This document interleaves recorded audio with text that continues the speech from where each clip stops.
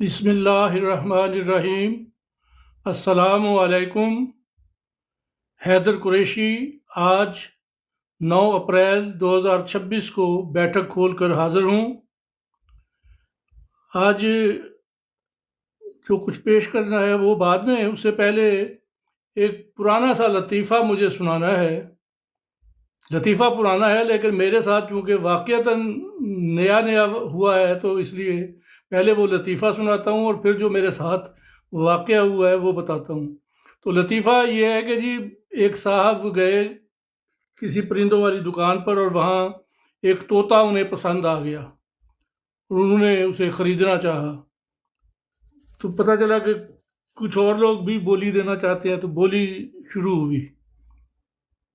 تو کافی مہنگے داموں میں ان صاحب نے وہ بولی جیت لی، اور جب طوطا وہ لینے لگے، پیمنٹ کرنے لگے، تو ساتھ انہوں نے پوچھا کہ یہ طوطا بولتا بھی ہے کہ نہیں؟ تو دکاندار ہنس کر بولا کہ یہ ساری بولی وہی تو لگا رہا تھا آپ کے مقابلے میں۔ تو یہ تو تھا ایک پرانا لطیفہ۔ اب میرے ساتھ کیا ہوا ہے کہ پچھلے 2-3 پروگراموں سے جو بیٹھک لگا رہا ہوں میں، ایک صاحب تشریف لا رہے تھے اور پچھلے پروگرام میں خاص طور پر انہوں نے زیادہ دلچسپی لی اور کچھ علمی نکتے ابھارے۔ تو میں بڑا حیران تھا کہ یہ بندہ اتنا لٹریری سینس رکھتا ہے تو اپنے اصلی نام کے ساتھ کیوں نہیں آ رہا؟ تو میں نے ان سے کہا بھی کہ اپنا اصلی نام بتائیں اور بہتر ہے اوپر بھی آ جائیں تاکہ آپ سے بات چیت بھی ہو سکے، لیکن اس کا کوئی ریسپانس نہیں مل رہا تھا۔ تو بعد میں پتہ یہ چلا کہ وہ اے آئی والوں کا روبوٹ تھا ایک طرح سے، اور وہ باقاعدہ جو میں جو کچھ بھی پیش کر رہا تھا اس پر اپنے کومنٹ بھی دے رہا تھا اور سوال بھی کر رہا تھا۔ تو یہ جان کر مجھے خوشی ہوئی کہ وہ طوطے کی طرح یہی ساری بولی لگا رہے تھے، اور اچھا لگا بہرحال مجھے، اور جب بھی آئیں ان کو موسٹ ویلکم ہے۔ اور اب میں اپنا آج کا بیٹھک کا جو پروگرام ہے اس کے مطابق شروع کرتا ہوں۔ آج میں نے پہلے تو سنانی ہے جی، اکبر حمیدی صاحب بڑے اچھے شاعر، بڑے اچھے ادیب، فوت ہو گئے، اب اسلام آباد میں ہوتے تھے۔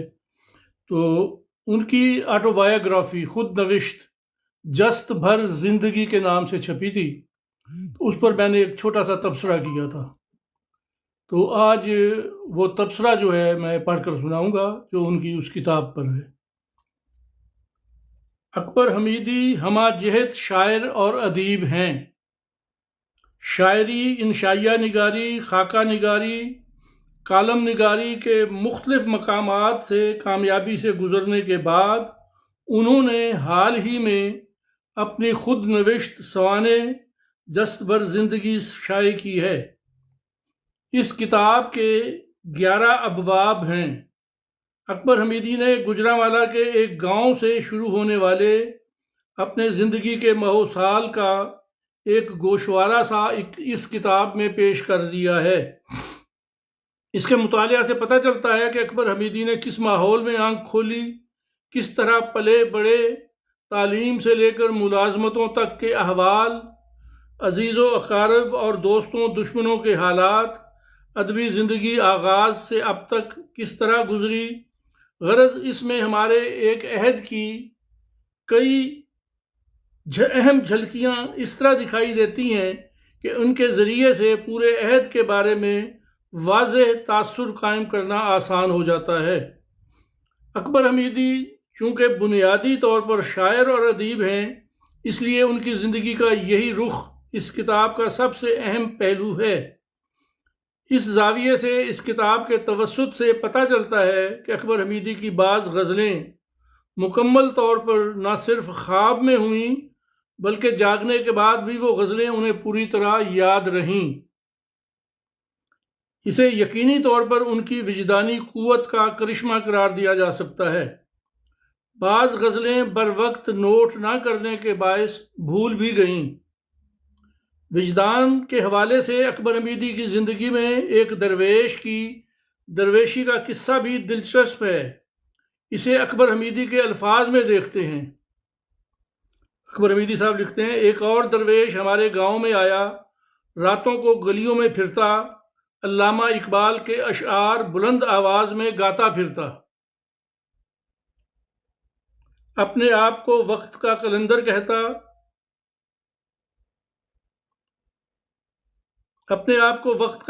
کہتا، گاؤں سے شمال کے قریبی قبرستان میں رہتا تھا، بہت خوبصورت آدمی تھا، 35-40 سال کا، گورا چٹا بھرپور جوان، کلین شیو، بہت چمکتا دمکتا۔ ہم محلے کے نوجوان اس کے گرویدہ ہو گئے۔ ایک روز اس نے سعید اختر کو جنوب کا اور مجھے شمال کا گورنر مقرر کیا۔ اتفاق دیکھیے کہ سعید اختر سندھ میں جا بسا اور میں شمال میں اسلام آباد۔ اس کلندر کے ساتھ ہم محلے کے لڑکے اکثر سردائی پیتے تھے۔ اکبر حمیدی نے اپنی زندگی کی روداد لکھتے وقت جہاں زندگی کے بہت سے واقعات اور نشیب و فراز کو بیان کیا ہے، وہیں اپنے تاثرات کو بھی خاصی تفصیل سے بیان کر دیا ہے۔ کسی واقعہ کی نسبت سے کوئی تاثر ایک حد تک مناسب رہتا ہے، بعض اوقات اس تاثر یا تشریح کی کسی حد تک ضرورت بھی ہوتی ہے، لیکن جب وہ تاثر تقریر یا خطبہ بننے لگے تو اس سے اس کی ادبی قدر و قیمت پر بہرحال فرق پڑتا ہے۔ جست پر زندگی میں یہ مسئلہ بار بار سامنے آتا ہے کہ وہ کسی تاثر یا تصور پر خاصی تفصیلی اور تشریحی گفتگو کرنے لگتے ہیں۔ ممکن ہے اس کا کوئی مثبت رخ ہو جو سر دست میرے علم میں نہیں ہے۔ اس خامی کے باوجود اس میں شک نہیں کہ بعض مقامات پر اکبر حمیدی کے تاثرات نے اقوال زرعی کا مقام حاصل کر لیا ہے۔ اس کی چند مثالیں کتاب میں سے پیش کرتا ہوں۔ زیادہ فرما برداری اور صورتحال سے مرعوبیت انسان کی شخصیت کو کمزور کر دیتی ہے۔ انسان فرما برداری وہاں کرتا ہے جہاں اس کا چارہ نہیں چلتا۔ فرما برداری اور چیز ہے، شکر گزاری اور بات ہے۔ فرما برداری میں اپنی ذات کی نفی ہے اور شکر گزاری میں اپنی ذات اور حیثیت کا اثبات ہے۔ ایک اور ان کا زرعی قول، واحد زرعی ابھی تک نہیں آئی میرا خیال ہے۔ میرا خیال ہے خواب ہماری نیندوں کے خیال ہیں اور خیال ہماری بیداری کے خواب۔ پھر ایک اور ان کا قول ہے، اور بہت زبردست قول ہے یہ، میں سمجھتا ہوں سب سے زبردست قول ہے ان کا یہ: اعتقاد کی پختگی اکثر عقل کی خامی بن جاتی ہے۔ اعتقاد کی پختگی اکثر عقل کی خامی بن جاتی ہے۔ مختلف اصناف میں طبع آزمائی کرنے والے ادیبوں کو عموماً دوستوں اور کرم فرماؤں سے اس قسم کی باتیں سننا پڑتی ہیں کہ اگر خود کو ایک دو اصناف تک محدود رکھتے تو زیادہ بہتر تھا۔ اس سلسلے میں میرا موقف ہمیشہ سے یہ رہا ہے کہ اچھا ادیب اپنی میلان طبع کے باعث جن اصناف میں بھی کچھ تخلیق کرتا ہے اس کا ایک کم از کم معیار ضرور دکھائی دے گا، اور وہ اپنے اس کم از کم معیار سے نیچے جاتا دکھائی نہیں دے گا۔ اس کے برعکس برا ادیب ایک ہی صنف میں جان مارتا رہے، اس میں بھی وہ برا ہی لکھتا رہے گا۔ چونکہ اکبر حمیدی بھی کئی میدانوں میں طبع آزمائی کر چکے ہیں، اس لیے انہیں بھی اس اعتراض کا سامنا رہا، لیکن انہوں نے اس کا بالواسطہ طور پر بہت عمدہ جواب دیا ہے۔ اکبر حمیدی کہتے ہیں، ایک تخلیق کار زمین کی مانند ہے، بنجر زمین تھور اگلتی رہتی ہے۔ بعض زمینیں کسی ایک فصل کے لیے مخصوص ہو جاتی ہیں، ان میں کچھ اور نہیں اگتا۔ بعض زمینیں بہت سی فصلوں کے لیے موزوں ہوتی ہیں۔ اب کسان کی ہمت ہے کہ وہ کیا کیا کاشت کرتا ہے اور کون کون سی فصلیں اٹھاتا ہے۔ مجھے یاد ہے ہماری تحصیل گجرانوالہ کی زمین چاول، گندم، گنا، کپاس، مکئی، باجرہ اور برسیم غرض کئی فصلوں کے لیے موزوں ہے۔ کچھ ایسا ہی حال زرخیز ذہن تخلیق کار کا ہے۔ میں اکبر حمیدی کی اس بات سے مکمل طور پر اتفاق کرتا ہوں، اور اکبر حمیدی جیسے فعال اور زرخیز تخلیق کار کی یہ خود نوشت سوانح حیات ان کی زندگی کی روداد بھی ہے، اور ان کے نظریہ زندگی اور فن کے عقبی دیاروں کو سمجھنے کے لیے ایک معاون کتاب بھی ہے۔ زندگی سے بھری ہوئی یہ کتاب موت کے بارے میں کچھ نہیں کہتی، صرف زندگی کی بات کرتی ہے، مثبت طور پر جینے کی بات کرتی ہے۔ تو یہ میرا مضمون تھا جی۔ ناہید آپ آ گئیں، بہت شکریہ، خوشی ہوئی دیکھ کے۔ اور جوپیٹر مون صاحب بھی آ گئے۔ مون صاحب آپ اپنے اصلی نام سے ہیں یار، یہ نام ٹھیک نہیں ہے، اور ویسے آپ نے مجھے انفالو بھی کر دیا ہوا ہے۔ مجھے بڑی حیرانی ہوئی کہ بھئی آپ میرے لیے آئے تھے یا کسی اور کے لیے آئے تھے۔ تو یہ جناب ہو گیا حمیدی صاحب کی کتاب پر میرا تبصرہ، اور مجھے خیال آ رہا ہے کہ ابھی ٹائم ہے تو میں ایک اور کتاب پر بھی اپنا تبصرہ پڑھ کر سنا دیتا ہوں، وہ بھی خود نوشت ہے۔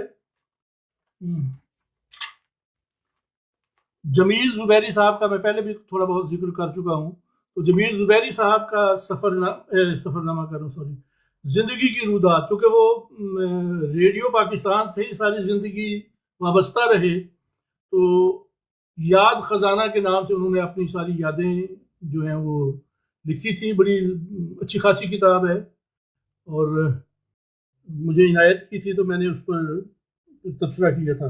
اچھا یہ بھی بتا دوں کہ یہ انہوں نے 1992-93 میں غالباً، میں دیکھوں گا، نظر خلیق صاحب کی کتاب میں وہ خط چھپا ہوا بھی موجود ہے، جس میں انہوں نے مجھے بڑی مشکل سے ڈھونڈ نکالا اور بتایا کہ وہ کہیں کسی طرح سے کراچی میں بیٹھا ہوا بندہ کس طرح سے، اور وہ بھی ریڈیو کا ایک اعلیٰ افسر، اور وہ سعید شباب کو انہوں نے خانپور میں ڈھونڈ نکالا اور وہاں سے پھر میرا ایڈریس لے کے تو مجھے وہ کتاب بھیجی۔ تو بہرحال بڑی خوشی کی بات تھی، لیکن میں نے بڑے عرصے کے بعد، جب وہ وفات کے قریب ہی تھے بیچارے، تب جا کے اس کتاب پر مجھے تبصرہ لکھنے کا موقع ملا۔ بعض وقت کتاب اچھی لگتی ہے، بہت اچھی لگتی ہے، لیکن دل نہیں کرتا کہ کچھ لکھا جائے۔ یہ بھی کبھی کبھی کیفیت ہوتی ہے ادیبوں پر، تو مجھ پر بھی ہوئی۔ تو بہرحال جو میں نے اس پر تبصرہ لکھا وہ میں پڑھ کر سناتا ہوں، تو اس سے ایک اور ادیب کی زندگی کے کچھ پہلو روشن ہوں گے۔ یاد خزانہ ان کی کتاب کا نام ہے۔ جمیل زبیری اردو کے معروف سفرنامہ نگار اور افسانہ نگار ہیں۔ آپ طویل عرصہ تک ریڈیو پاکستان سے وابستہ رہے۔ ریڈیو پاکستان بجائے خود ایک ایسا ادارہ ہے جہاں زندگی کے ہر شعبہ سے وابستہ افراد سے رابطہ رہتا ہے۔ جمیل زبیری کی زندگی ادب اور ریڈیو کے دائروں میں پھیلی ہوئی تھی۔ ریڈیو نے ان کے لیے مشاہدہ اور افراد کے مطالعہ کے اسباب فراہم کیے۔ علماء کرام اور مذہبی اسکالر سے لے کر شاعروں، ادیبوں، فنکاروں، صحافیوں، سازندوں، کھلاڑیوں، افسروں، سائنسدانوں، سیاستدانوں، فوجیوں، دانشوروں تک ہزارہا قسم کے لوگوں سے ان کا واسطہ رہا۔ کسی سے براہ راست پروگرام کرنے کی وجہ سے، کسی کا انٹرویو کرنے کی وجہ سے، کسی سے ریڈیو اسٹیشن پر آمد کی وجہ سے، بہت سو سے ان کا وقتی میل ہوا، بہت ساروں کے ساتھ طویل ساتھ رہا۔ اپنی زندگی کی ان ساری یادوں کو انہوں نے یاد خزانہ کے نام سے کتابی صورت میں یکجا کیا ہے۔ ان یادوں کے بارے میں انہوں نے لکھا ہے کہ میں نے جو کچھ لکھا ہے ایمانداری سے لکھا ہے، نہ مبالغے سے کام لیا ہے، نہ جھوٹ سے، اور نہ میرا مقصد کسی کی دل آزاری ہے۔ مجھے افسوس ہے کہ ملازمت کے دوران مجھے اس کتاب کے لکھنے کا خیال ہی نہ آیا، ورنہ میں ایک ڈائری بنا لیتا، اور چونکہ پوری کتاب صرف یادداشت پر لکھی ہے، اس لیے کچھ واقعات اور کچھ لوگوں کے نام یقیناً رہ گئے ہوں گے، جو ایک مجبوری ہے۔ یہ ان کا بیان تھا۔ یاد خزانہ میں بہت سا معلوماتی مواد بھی ملتا ہے، مثلا پاکستان کا سب سے پہلا ریڈیو اسٹیشن جو Sindh government broadcasting station کے نام سے شروع ہوا، اسے چند محب وطن پاکستانیوں نے محض اپنے جذبے اور لگن کے باعث شروع کیا۔ 5 اگست 1947 کو شروع ہونے والے اس ریڈیو اسٹیشن نے 16 اگست کو میں یہ دیکھ لوں، مجھ سے نہیں پڑھا جا رہا، سوری، تاریخ میں کوئی مغالطہ نہ ہو جائے نا، ہسٹری کی بات ہو رہی ہے۔ 5 اگست 1947 کو شروع ہونے والے اس ریڈیو اسٹیشن نے 10 اگست کو باقاعدہ نشریات کا آغاز کیا۔ یہ بھی ایک ہسٹری ہے کہ 10 اگست کو ریڈیو پاکستان کے نام سے آغاز ہوا۔ 14 اگست کو پاکستان کے قیام اور قائد اعظم کے گورنر جنرل کے عہدے کا حلف اٹھانے کی کارروائی کا آنکھوں دیکھا حال نشر کیا۔ 20 اگست کو وائرلیس ایکٹ کے تحت اسے بند کر دیا گیا۔ پھر ریڈیو پاکستان کے مختلف شعبوں کے بارے میں بھی اچھی خاصی معلومات فراہم کی گئی ہے، تاہم اس کتاب کا بیشتر حصہ ریڈیو اور عام زندگی سے وابستہ دوستوں اور دیگر احباب کی یادوں پر ہی مشتمل ہے۔ اس میں اوائل ہی سے پاکستان کے طبقہ اشرافیہ کی عوام سے بے تعلقی ظاہر ہوتی ہے۔ ایسے لوگوں کا ذکر بھی ہے جو بہت ترقی کر کے بھی سراپا انکسار رہے، اور ایسے افراد کا تذکرہ بھی ملتا ہے جو پوش علاقے میں چلے جانے کے بعد اپنے پرانے گھر کے کرنگی جیسے علاقے کو نہ صرف بھول گئے بلکہ اس سے بھی انکار کر گئے کہ وہ کبھی وہاں رہتے تھے۔ جمیل زبیری کی ریڈیو اسٹیشن کی ملازمت کے مختلف تجربے زندگی کے کئی پہلوؤں کی عکاسی کرتے ہیں۔ یہاں جمیل زبیری کا بیان کردہ ایک شگفتہ سا واقعہ پیش ہے، یہ ان کی تحریر ہے۔ ریڈیو پاکستان کراچی سے ایک فنکار غالب کی غزل گا رہا تھا۔ اس میں غالب کا مصرع ہے، قید حیات و بند غم اصل میں دونوں ایک ہیں۔ فنکار اسے یوں گا رہا تھا، قید و حیات و بند و غم اصل میں دونوں ایک ہیں۔ Z A Bukhari director general radio سن رہے تھے۔ انہوں نے فوراً ڈیوٹی آفیسر کو فون کیا، قید و حیات و بند و غم دو کیسے؟ یہ تو 4 ہوتے ہیں۔ ڈیوٹی افسر نیا تھا، اس نے کہا حضور ابھی ٹھیک کراتا ہوں۔ ذرا ہی دیر میں فنکار اس مصرع کو یوں گا رہا تھا، قید و حیات و بند و غم اصل میں چاروں ایک ہیں۔ یاد خزانہ میں جہاں زندگی کی بہت سی تلخ سچائیاں اور بے رحم حقائق ملتے ہیں، وہیں ایسی ہلکی پھلکی شگفتہ باتیں بھی ساتھ ساتھ ملتی ہیں۔ انہوں نے اپنی زندگی میں ملنے والے بہت سے لوگوں کو بڑی محبت کے ساتھ یاد کیا ہے۔ انہوں نے برملا اعتراف کیا ہے کہ وہ اپنی زندگی میں 4 افراد سے مل کر بے حد متاثر ہوئے تھے۔ 3 امریکی خلا باز نیل آرمسٹرانگ، ایڈون ایلڈرن اور مائیکل کولنز، اور چوتھے پاکستانی سائنسدان پروفیسر ڈاکٹر عبدالسلام۔ وہ پروفیسر عبدالسلام کو نوبل انعام ملنے سے بہت پہلے ملے تھے، اس کے باوجود وہ ان کی شخصیت سے بے حد متاثر اور مرعوب ہوئے۔ انہوں نے اس کا اعتراف فخریہ طور پر کیا ہے۔ یاد خزانہ کا انداز بیان سادہ ہے۔ جمیل زبیری کی سادہ نثر اپنی سادگی میں لفظوں کا جادو تو نہیں جگاتی، لیکن ان کے بیان کردہ واقعات میں ایک مٹتے ہوئے عہد کی یادوں کا انوکھا جادو ضرور ہے۔ یہ تھا جی جمیل زبیری صاحب کی کتاب پر میرا تبصرہ۔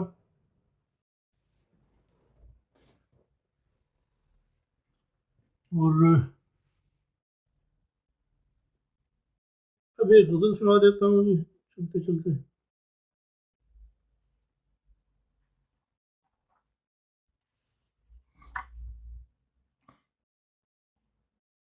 جی عثمان، آپ کا بھی شکریہ۔ کمبر عارفی صاحب، آپ نے پھر رابطہ ہی نہیں کیا، ورنہ رابطہ ہوتا تو پھر بندہ پروگرام بناتا ہے۔ اسی طرح وہ مون صاحب بھی ایسے باہر سے نکل گئے۔ یہ جو ہمارے اے آئی والے دوست آئے ہوئے ہیں، ان کا بہت بہت شکریہ، ان کے سوال مزہ دیتے ہیں۔ اور یہ جو میں نے یاد اس پہ دونوں کتابوں پر جو پڑھا ہے، تو ان کتابوں کا تعارف بھی میں نے پیش کیا ہے، اور ان پر اپنے تاثرات بھی بیان کیے ہیں۔ تو جو تاثرات کا آپ تقاضا کر رہے تھے وہ میں نے پورا کر دیا۔ اب میں غزل سناتا ہوں۔ اگرچہ پیار کا اب کوئی سلسلہ بھی نہیں، اگرچہ پیار کا اب کوئی سلسلہ بھی نہیں، پر اس سے ترک تعلق کا حوصلہ بھی نہیں۔ اگرچہ پیار کا اب کوئی سلسلہ بھی نہیں، پر اس سے ترک تعلق کا حوصلہ بھی نہیں۔ کچھ اپنے گرد حصار ایسے کھینچ بیٹھا ہوں، کچھ اپنے گرد حصار ایسے کھینچ بیٹھا ہوں کہ اب خود اپنے نکلنے کا راستہ بھی نہیں۔ کچھ اپنے گرد حصار ایسے کھینچ بیٹھا ہوں کہ اب خود اپنے نکلنے کا راستہ بھی نہیں، اور مسافتوں میں ہوں کس پیکرے ہوا کے لیے، مسافتوں میں ہوں کس پیکرے ہوا کے لیے، جو کوئی رنگ نہیں ہے کوئی صدا بھی نہیں۔ مسافتوں میں ہوں کس پیکرے ہوا کے لیے، جس کا کچھ پتہ ہی نہ ہو نا، نہ رنگ ہے نہ آواز ہے، نہ آواز آئے نہ رنگ دکھائی دے، تو وہ ہوا کے پیچھے دوڑنے والی بات ہے نا۔ مسافتوں میں ہوں کس پیکرے ہوا کے لیے، جو کوئی رنگ نہیں ہے کوئی صدا بھی نہیں۔ میری اداسیاں ہیں قرض اس کی چاہت پر، میری اداسیاں ہیں قرض اس کی چاہت پر، ایک ایسا قرض کہ جو واجب الادا بھی نہیں۔ میری اداسیاں ہیں قرض اس کی چاہت پر، ایک ایسا قرض کہ جو واجب الادا بھی نہیں۔ اور میں جانتا ہوں کہ یہ وقت استجابت ہے، میں جانتا ہوں کہ یہ وقت استجابت ہے، مگر یہ کیا کہ لبوں پر کوئی دعا بھی نہیں۔ میں جانتا ہوں کہ یہ وقت استجابت ہے، یعنی قبولیت دعا کا وقت۔ یہ وہ وقت ہے جب قبولیت کی گھڑی ہے، میں جو مانگوں گا مل جائے گا۔ میں جانتا ہوں کہ یہ وقت استجابت ہے، مگر یہ کیا کہ لبوں پر کوئی دعا بھی نہیں۔ اور تمام روشنیاں خوشبوئیں بجا حیدر، تمام روشنیاں خوشبوئیں بجا حیدر، پر اس گلاب بدن سا کوئی ہوا بھی نہیں۔ تمام روشنیاں خوشبوئیں بجا حیدر، پر اس گلاب بدن سا کوئی ہوا بھی نہیں۔ اور اگرچہ پیار کا اب کوئی سلسلہ بھی نہیں، پر اس سے ترک تعلق کا حوصلہ بھی نہیں۔ جی اس کے ساتھ ہی میرا آج کا پروگرام مکمل ہوا۔ عثمان آپ کا شکریہ، کمبر صاحب آپ کا بھی شکریہ، رانا صاحب آپ کا بھی شکریہ، آپ سب تشریف لائے، اور بھی کچھ تھے، اور ناہید زرین آپ آئیں، بلکہ آپ اوپر تک بھی آ گئیں، ماشاء اللہ، جزاک اللہ۔ اور اسی لیے میں نے اقوال زرین سنائے تھے کہ شاید ناہید زرین آ جائیں۔ بس اس کے ساتھ ہی پھر آج کی بیٹھک جو ہے وہ مکمل کرتا ہوں اور کلوز کرتا ہوں۔ سب کا شکریہ، انشاءاللہ اگلی بیٹھک جلد ہی کھول سکوں گا۔ بہت بہت شکریہ۔